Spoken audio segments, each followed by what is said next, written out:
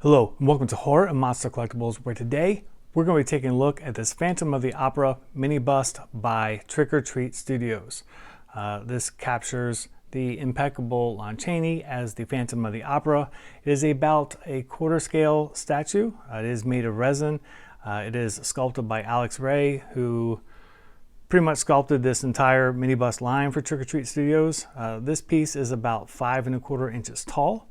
It features a really cool window art box, so for those of us who display in the box, you also have that option, which I really like because it presents itself nicely inside or outside the box. So let's go ahead and spin this around and take a closer look.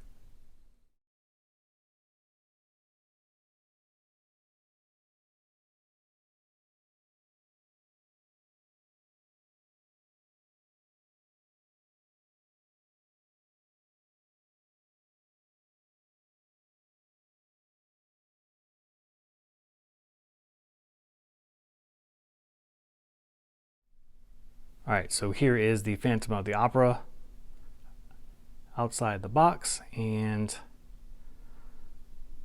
man, he looks great. I really love the sculpt work here, and I love the factory paint app too, which also looks really good.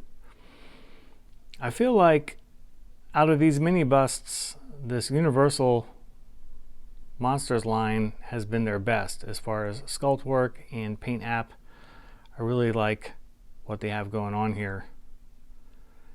And this one, you can definitely see the likeness to Chaney's incredible Phantom of the Opera character. Let's take a look at the base. The base is the standard base that they use for this entire line, which I really like because it keeps everything uniform and cohesive. Here at the bottom, the base, I like the little foot pads.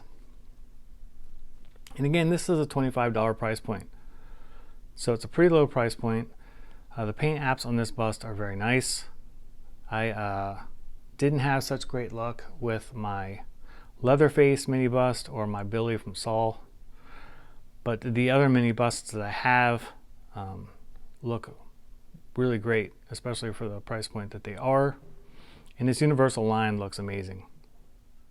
All right, guys, so that's about all there is to go over on this piece. I, again, really like this line. I especially love the lower price point. The hobby's gotten stupid expensive and it's outpricing regular collectors, and that's a real shame because, you know, us regular collectors need to be able to have pieces that we can obtain to show our love for horror and it just not be an elitist hobby. I feel like it's really kind of getting to that point, but I really appreciate that Trick or Treat Studios is doing releases like this at a lower price point that's relatively high in quality in comparison, and I just really love it. And I really like Alex's sculpt work in this line. The factory paint apps overall have been pretty decent. This one being, you know, one of the better ones for sure. But really, the Universal line that they have going on, of, you know, the Gill-Man and Wolfman and Frankenstein's Monster, Invisible Man, and Phantom, all look great, and they just really look good together. And I especially love the smaller size because not all of us have a whole bunch of room to display these pieces, and these really lend themselves to smaller spaces. Even if you're an inside the box collector with the artwork, it displays very nice. And also, like, if you have a work desk, you can bring these things into work and show your love of horror, but also not have to worry too much if something happens to the piece because, again, it is relatively low price point. I will leave you with a 360 video view of the Phantom here and some studio shots. And as always, feel free to leave any questions or comments and I'll be happy to answer them. Hopefully you guys have a deep admiration for these Universal monsters like I do.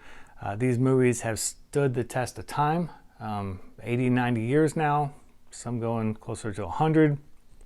It's pretty incredible when you think about it and especially how impactful that they were. I just have a deep admiration for everybody that was involved with these original horror movies.